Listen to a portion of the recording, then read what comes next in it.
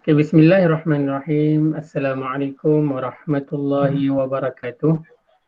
Yang dimuliakan Al-Fadhil Ustazah Al-Fadhilah Ustazah Rafizah selaku pensyarah kita. Terusnya yang dihormati panel kita iaitu Ustaz Muhammad Hanif bin Mat Daud dan juga panel kita seorang lagi iaitu Ustaz Muhammad Iqbal bin Ahmad Zaki. Apa khabar kedua panel kita? Alhamdulillah. Alhamdulillah. Sihat. Sihat Ustaz. Ya, Alhamdulillah. Okay, Alhamdulillah sama-sama kita sihat lah. Dan Alhamdulillah insyaAllah terima kasih kepada yang dihormati Ustaz berdua lah di atas kesudian Ustaz meluangkan masa untuk bersama dalam forum kita pada kali ini.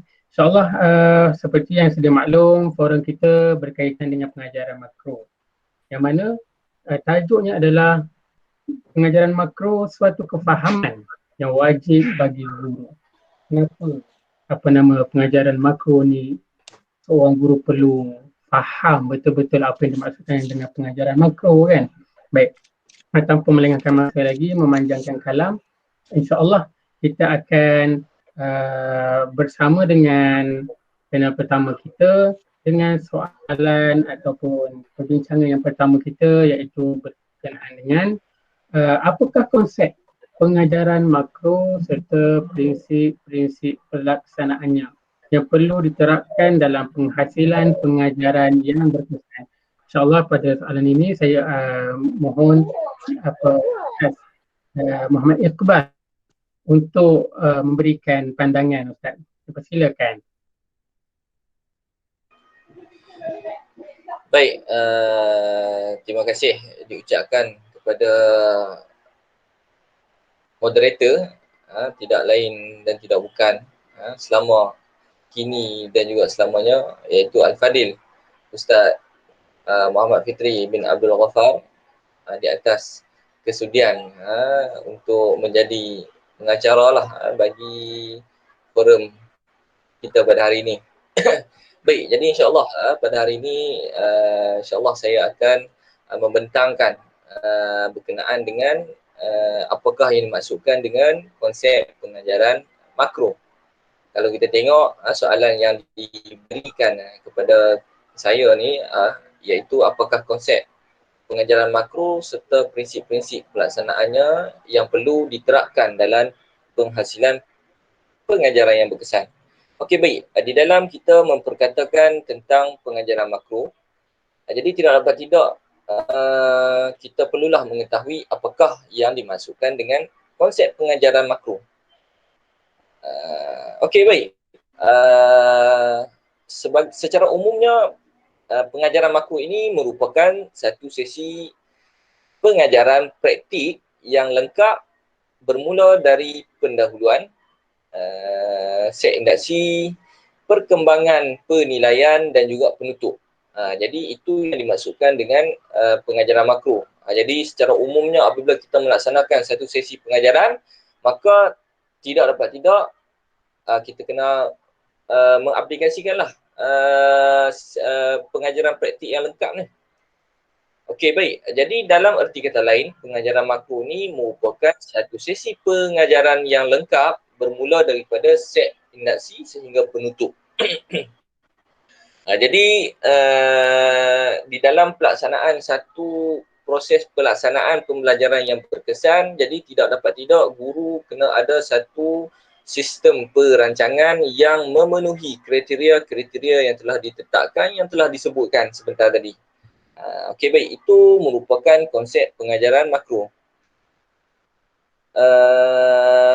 Kita tengok pula kepada pengajaran makro. Bagaimana teknik-teknik yang boleh diterapkan di dalam proses pengajaran makro ini, yang mana pengajaran makro ini merupakan satu kesepaduan teknik-teknik pengajaran mikro, yang mana pengajaran mikro ini yang disokong oleh perancangan pengajaran pembelajaran yang telah sekian lama dipelajari. Sebagai contohlah saya katakan proses pengajaran makro yang dijalankan di Institut Pendidikan Guru Sebagai contoh, sekarang lah apa yang telah kita belajar ni kan. Maksud kata, apa yang telah kita laksanakan, apa yang telah kita belajar ini, kita mesti dipraktikkan. Kita mesti mempraktikkan dengan diperhatikan oleh rakan-rakan pelatih yang lain lah. Maksud kata pengajaran makro tersebut berdasarkan mata pengajaran sebenar seperti yang telah ditetapkan. Sama ada pelaksanaannya lebih kurang 30 minit ataupun 40 minit untuk membiasakan diri kita sebagai seorang guru melaksanakan pelbagai kemahiran dalam satu sesi pengajaran lah. Di samping dapat memperbaiki kelemahan-kelemahan sebelum kita ni berada melangkah ke dalam alam perguruan yang sebenar lah.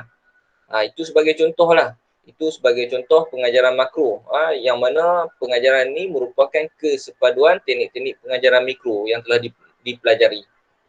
Okey, itu secara umumnya berkenaan dengan konsep pengajaran makro. Terjawab ke Ustaz?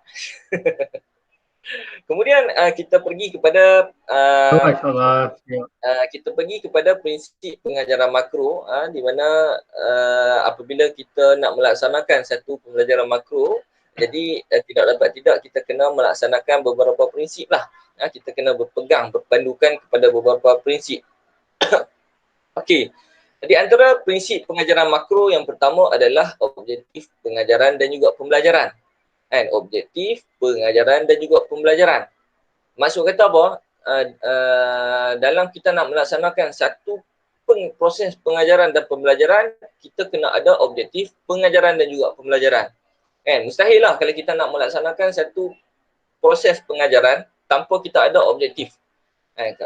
Kalau dalam Islam sekalipun, Rasulullah SAW telah bersabda dalam satu sabdaan baginda, Rasulullah kata, innama a'malu binniyat. Sesungguhnya setiap perbuatan itu berdasarkan kepada niat. Kan? Kita nak melaksanakan sesuatu benda, kita kena ada niatnya. Jadi berbalik dari segi konteks pengajaran dan juga pembelajaran, niat tersebut diiktibarkan sebagai objektif. Mustahil kita nak melaksanakan pengajaran dan pembelajaran tanpa ada objektif.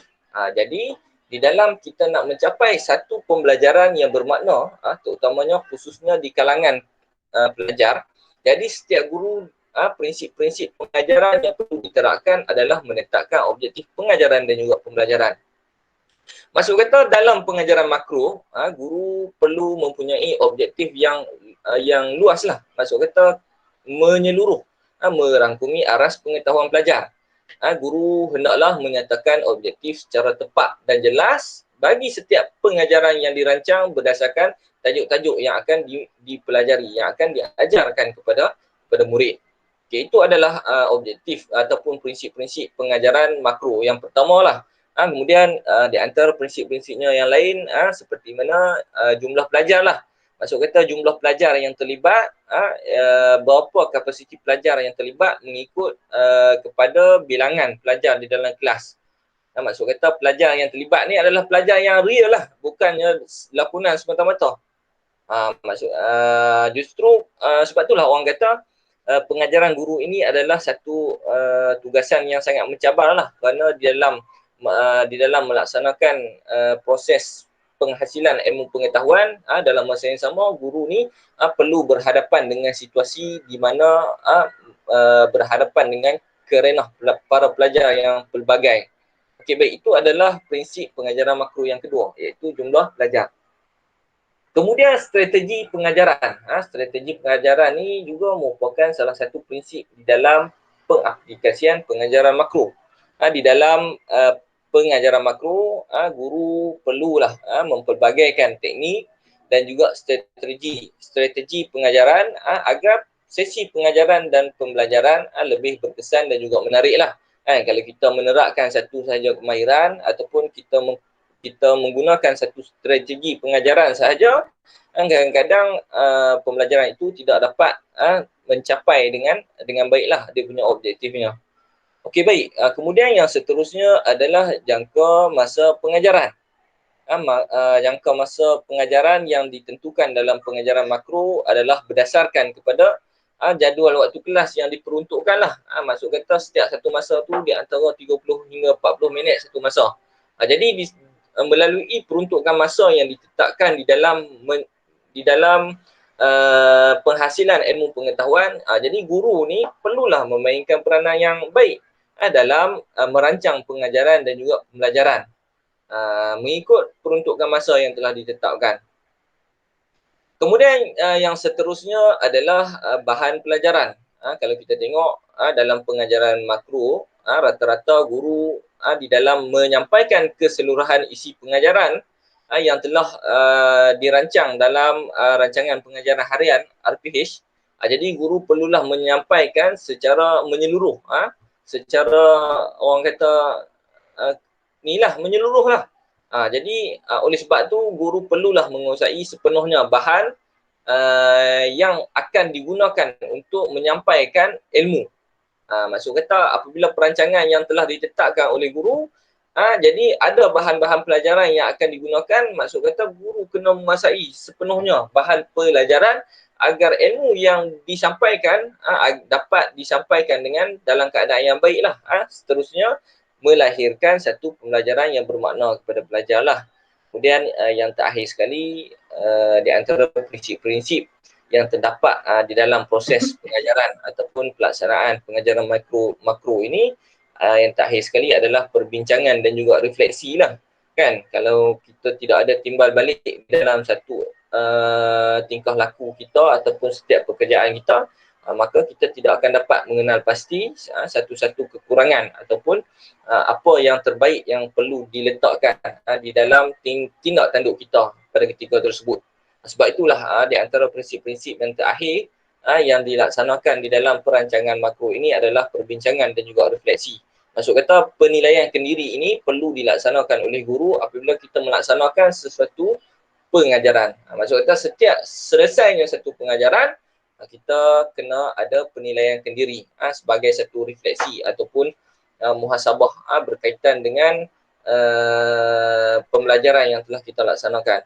Melalui perbincangan dan juga refleksi inilah kita akan dapat mengenal pasti kekurangan dan juga kelemahan dalam pengajaran, apa yang perlu diperbaiki di dalam pembelajaran yang akan pelajaran yang akan datang. Sebab itulah di antara perkara-perkara yang perlu kita buat refleksi ini, antaranya objektif. Adakah objektif yang telah kita laksanakan pada hari ini pada pelaksanaan pembelajaran kita tercapai. Kemudian perkara-perkara yang perlu ditengok, yang perlu dititik beratkan di dalam membuat refleksi ini, adakah disiplin kelas ketika pelaksanaan pembelajaran kita itu terkawal, berada dalam keadaan yang baik. Dan juga bagaimana penglibatan murid terhadap pembelajaran, proses pembelajaran kita. Itu di antara perbincangan dan juga refleksi yang perlu dibuat oleh guru. Okey, jadi secara ringkasnya saya katakan proses pengajaran makro dan juga pengamalan prinsip-prinsip pengajaran makro ni perlulah dikuasai oleh guru dengan sebaiknya di dalam penghasilan ilmu pengetahuan ataupun pembelajaran yang bermakna kepada pelajar-pelajar. Jadi setakat itu dulu daripada saya. Saya serahkan kembali kepada moderator kita iaitu Al-Fadil Ustaz Muhammad Fitri bin Abdul Ghaffar. Sekian, terima kasih.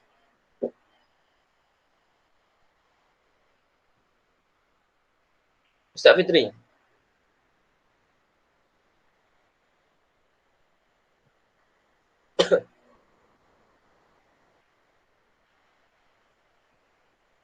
Terima kasih. Okey. Terima kasih saya ucapkan kepada Al-Fadhil Ustaz. Sama-sama. Ya. Jelas.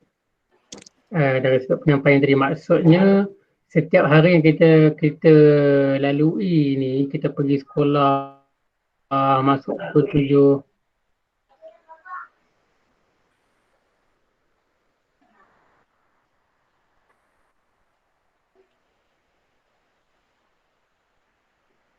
Mungkin ada teknikal lah. Yang masuk pukul 7 apa semua tadi tu, kiranya itulah dia pengajaran makro kan. Maksudnya kita mengajar dengan kadar waktu yang sebenar dia kan. Ya Ustaz. Jadi kalau mikro ni dia step by step, makro ni step keseluruhan daripada A to Z. Kiranya kefahamannya macam tu lah kan. Ya betul Ustaz, saya.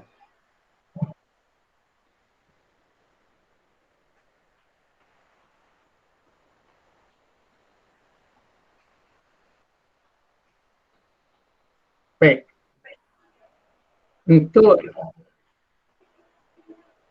yang seterusnya, insyaAllah kita akan bersama dengan Ustaz Muhammad Hanif bin Mak Daud.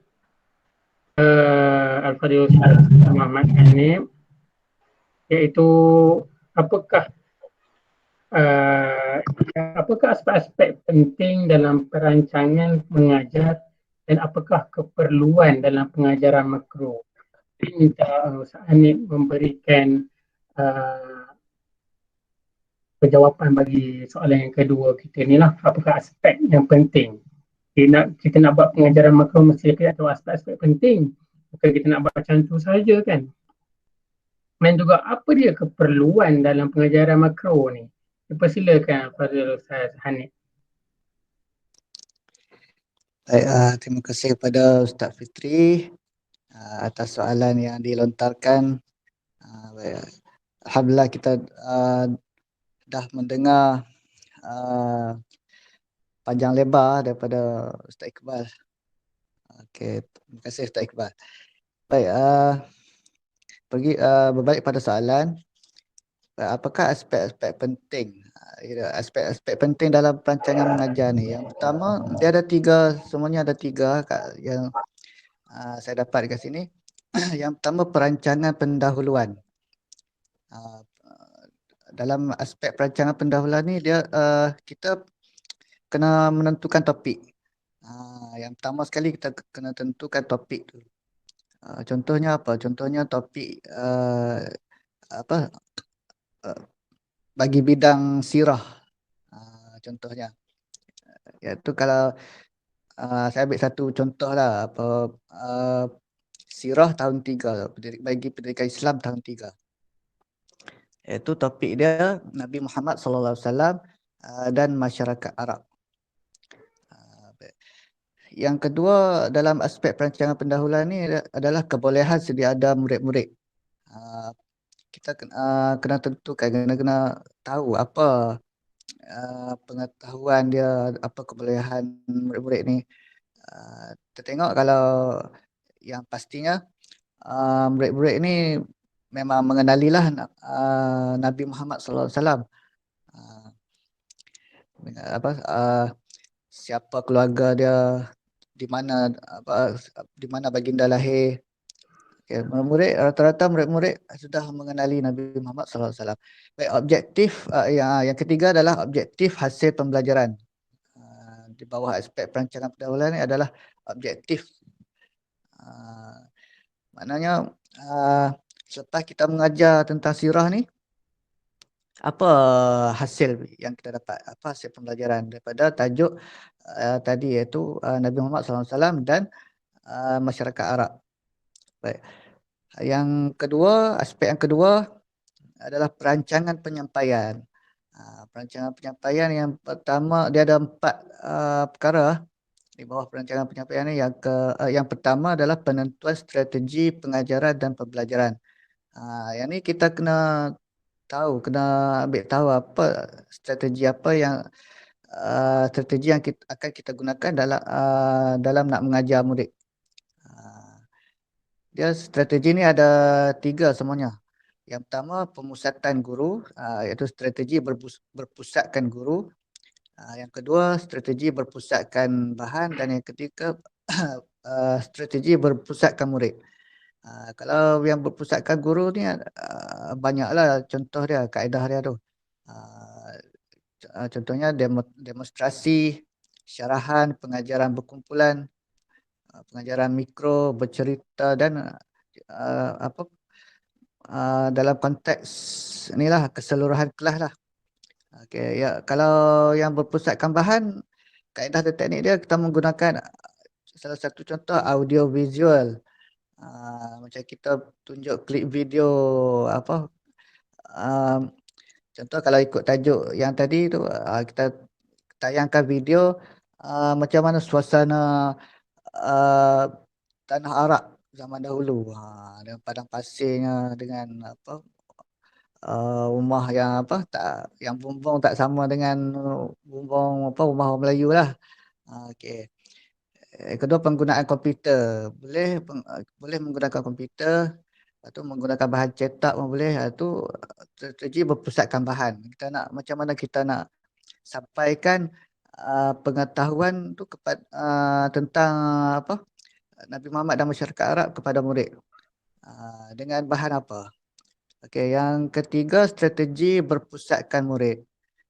Ini kaedahnya adalah banyaklah apa satunya projek, yang kedua penemuan, ada kaedah perbincangan.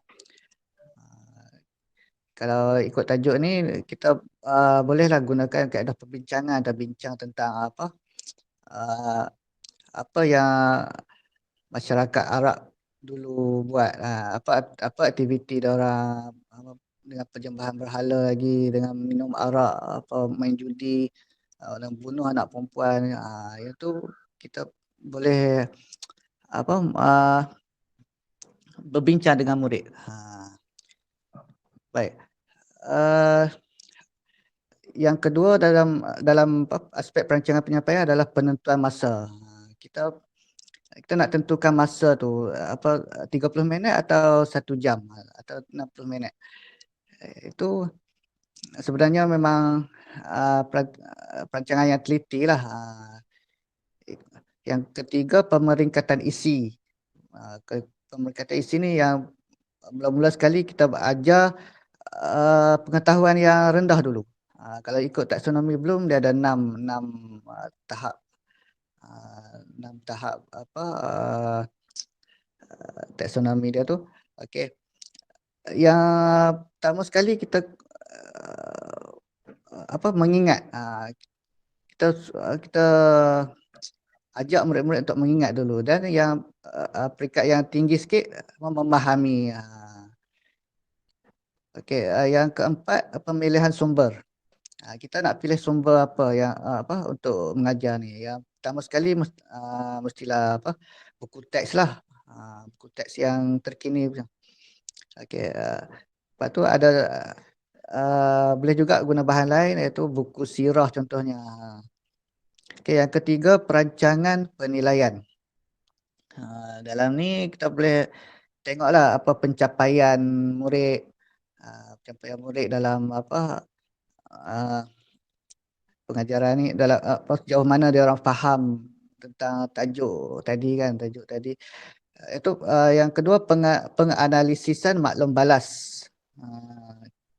Kita inilah bila dia orang dah buat macam pentaksiran kan, kita boleh dapat maklum balas daripada murid. Okey.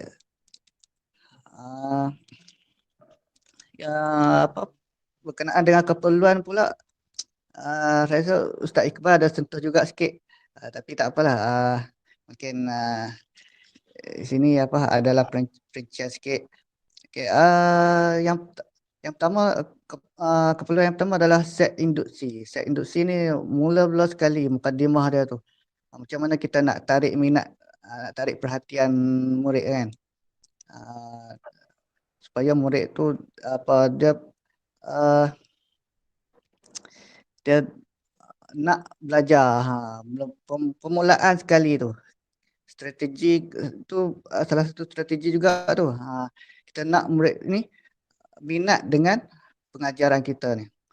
Okey, tapi dia tak boleh lama lah, dalam 3 hingga 5 minit aja. Lagi satu set induksi juga kita caranya adalah kita kaitkan dengan pelajaran yang lepas. Maknanya contohnya kalau topik yang kita nak ajar pada minggu ni adalah sambungan daripada topik yang lepas. Boleh juga diaplikasikan dalam set induksi. Okey, selepas set induksi adalah perkembangan pengajaran. Perkembangan ni dia ialah merujuk pada langkah-langkah mengajar yang disusun berperingkat berdasarkan prinsip-prinsip pengajaran. Pelajar juga dia perlu merancang langkah-langkah pengajaran berurutan, disusun dengan baik dan mencatat anggaran masa yang sesuai. Langkah-langkah yang dirancang ada kaitannya dengan objektif khusus yang sudah dicatatkan. Okey, dia dalam pengajaran makro ni ada perkembangan. Perkembangan iaitu langkah-langkah lah dalam RPH kita pun kita catatkan langkah-langkah. Ada berapa langkah yang kita nak. Ada yang buat 2 langkah, ada yang 3 langkah. Okey. Okey, lagi keperluan yang seterusnya adalah memilih dan menyusun isi pelajaran. Kita sebagai guru ni kita kena tengok isi pelajaran tu sesuai dengan kebolehan dan minat murid tu. Yang kedua, kita menyenaraikan semua topik yang hendak diajar, kemudian fikirkan subtopik atau isi yang perlu diawalkan dan yang mana yang boleh diajar kemudian. Kita tengoklah macam dalam aspek tadilah, kita gunakan yang tahap rendah dulu, kemudian tinggi sikit, kemudian lagi tinggi. Okey. Okey, prinsip yang ada sentuh prinsip tadi kan. Okey, prinsip adalah kita gunakan dari yang sudah diketahui kepada yang belum diketahui. Yang tu satu. Selain daripada tu adalah dari dekat pada jauh. Dia kalau kita tengok ada yang daripada mudah pada susah. Dari mudah pada susah ni ialah dia contohnya mengajar konsep yang mudah terlebih dahulu sebelum berpindah kepada konsep yang lebih susah. Okay, yang kedua dari maujud kepada mujarrad. Dia adalah menjelaskan sesuatu yang mujarrad dengan berfokus pada benda maujud. Okay. Ya, yang daripada dekat pada jauh tadi tu dia maksudnya kita beri contoh-contoh yang hampir dengan murid untuk menjelaskan perkara yang hampir dengan contoh yang diberi. Okay. Yang seterusnya adalah penyampaian isi. Ini yang ni sentuh bab strategi tadi tu. Kita kita kena fikirkan strategi yang akan digunakan. Apa strategi yang kita akan gunakan? Contoh kalau sirah, apa strategi kita? Kita nak tunjukkan gambar ataupun video kan.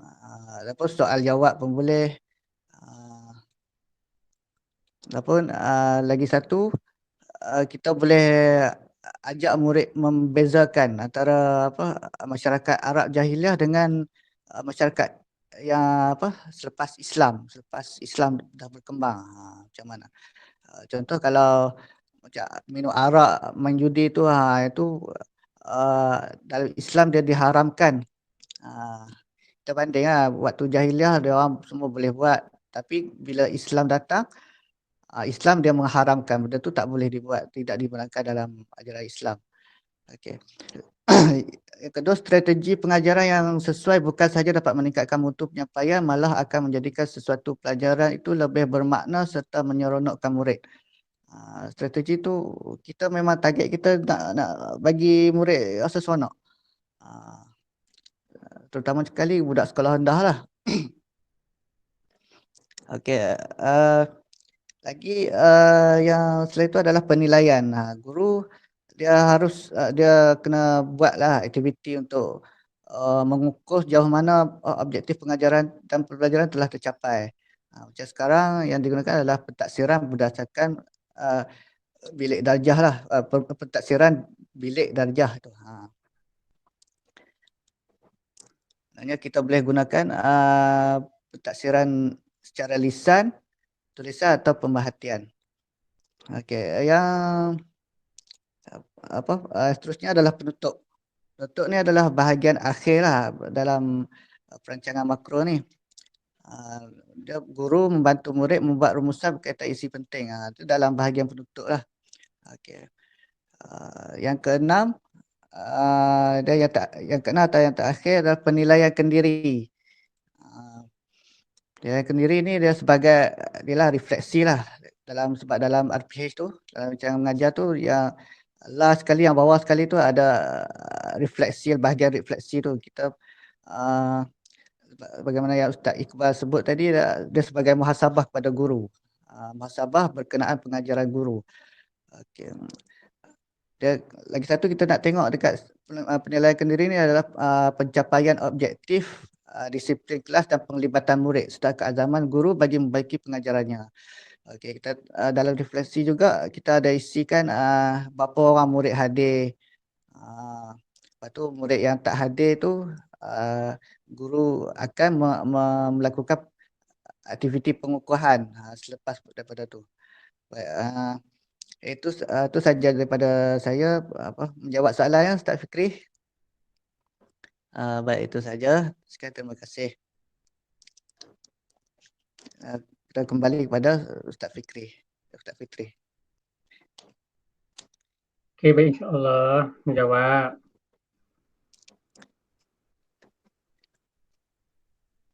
Okey. Baik, terima kasih kepada Fadil Muhammad Hanif di atas penjelasan berkenaan dengan aspek penting dalam perancangan mengajar dan juga apakah keperluan dalam pengajaran makro. Baik. Tapi timbul soalan ataupun pertanyaan, persoalan yang ketiga, bagaimanakah pelaksanaan. Kalau kita tengok pada pelaksanaan, sebenarnya kedua panel kita dah sebut pelaksanaan, macam mana mesti ada perancangan sebelum, kan? Mesti adanya perancangan untuk mengajar apakah topik-topik yang kita nak bawa, kesesuaian topik dan juga murid. Lepas tu macam-macam lah, itu dari sudut bagaimanakah pelaksanaan. Tapi timbul satu isu lagi yang lain, iaitu penilaian pengajaran makro. Baik.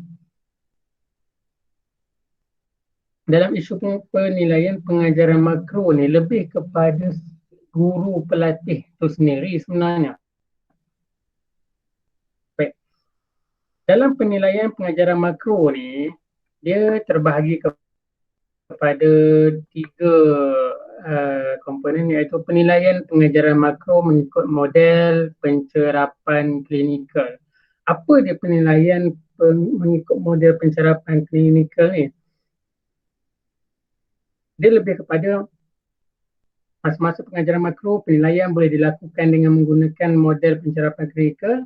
Untuk apa? Untuk mengenal pasti kelemahan dan kekuatan pelatih dalam pengajaran. Baik.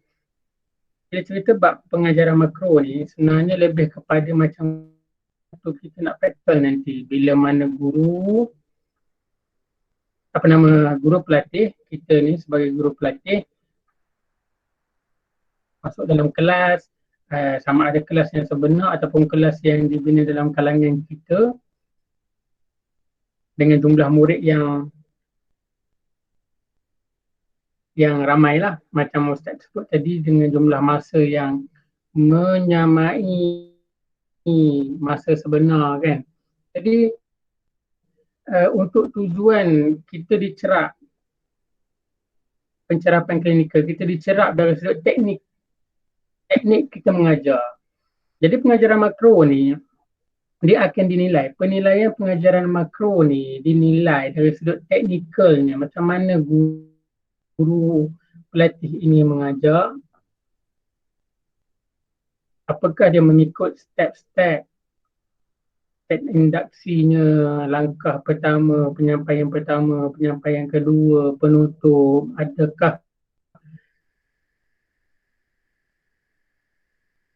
induksi dia menarik minat. Semua ni dalam pencerapan klinikal. Maksudnya pensyarah ataupun penyelia kepada guru pelatih akan menilai benda tu. Kemudian guru pelatih juga akan dinilai dari sudut memperbaiki kelemahan pengajaran dan pengajaran pembelajaran. Maksudnya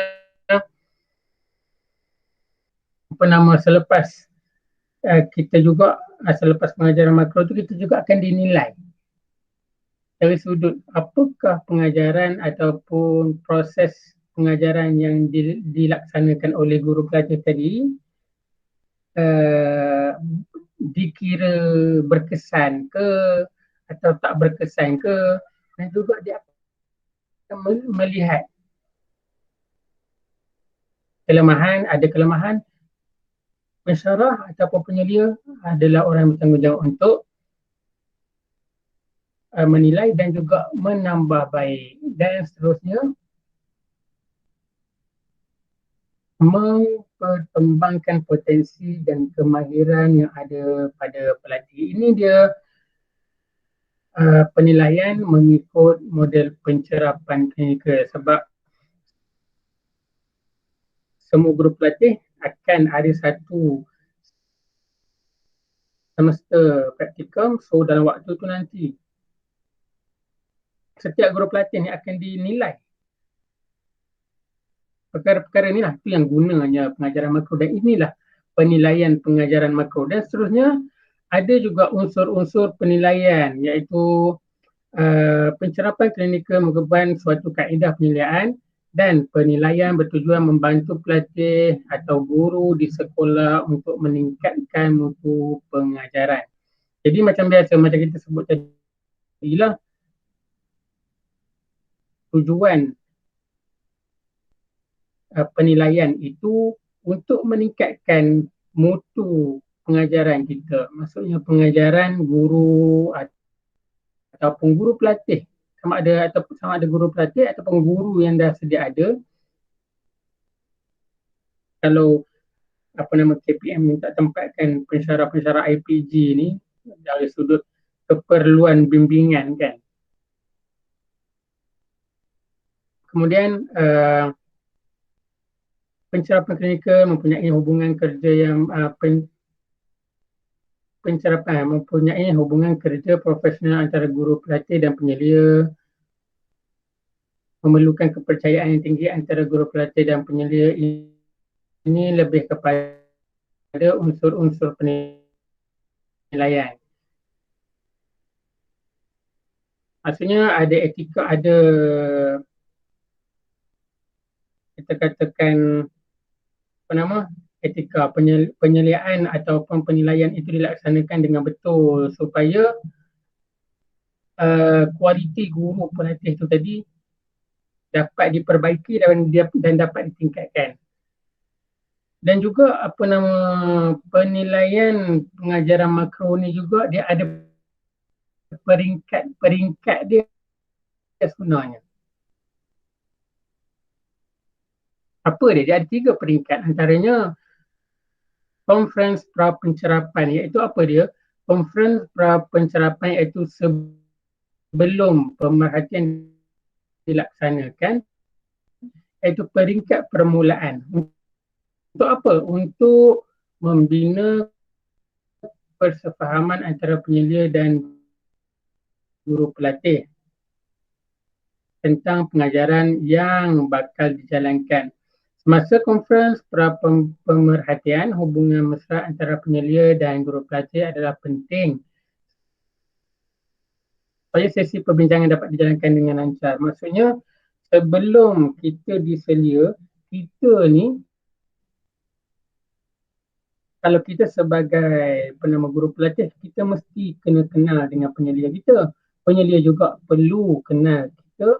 Dan perlu ada komunikasi yang baik, perlu ada hubungan yang baik supaya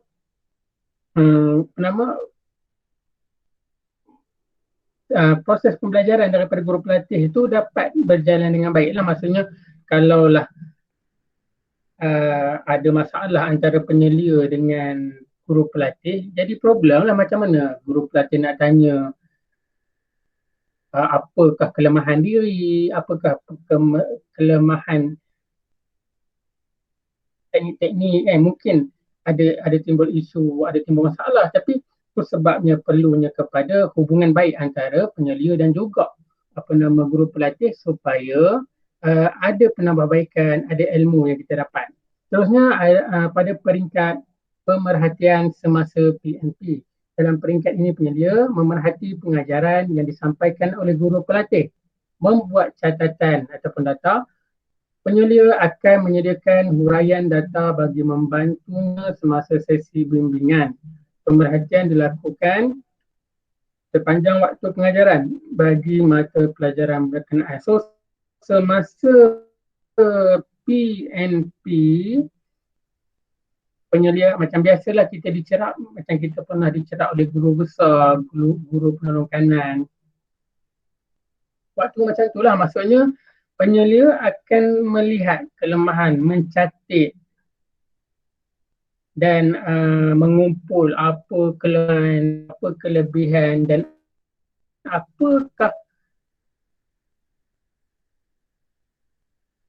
cadangan penambahbaikan daripada kelemahan dan kelebihan yang ada. Kemudian ada peringkat yang terakhir iaitu conference post pemerhatian, iaitu maklum balas daripada penyelia sendiri. Itu merupakan satu perbincangan selepas pengajaran. Ia untuk memberi maklum balas kepada guru pelatih supaya dapat meningkatkan mutu pengajaran, mencapai kemajuan profesionalisme diri dan membuat penilaian diri. Ini lebih kepada penilaian pengajaran makro ni, lebih kepada dia.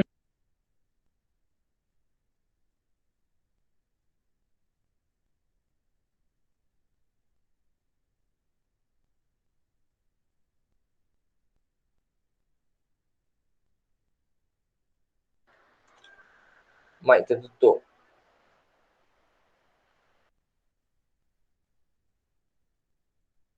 Akan ditambah baik, akan dikumpul dan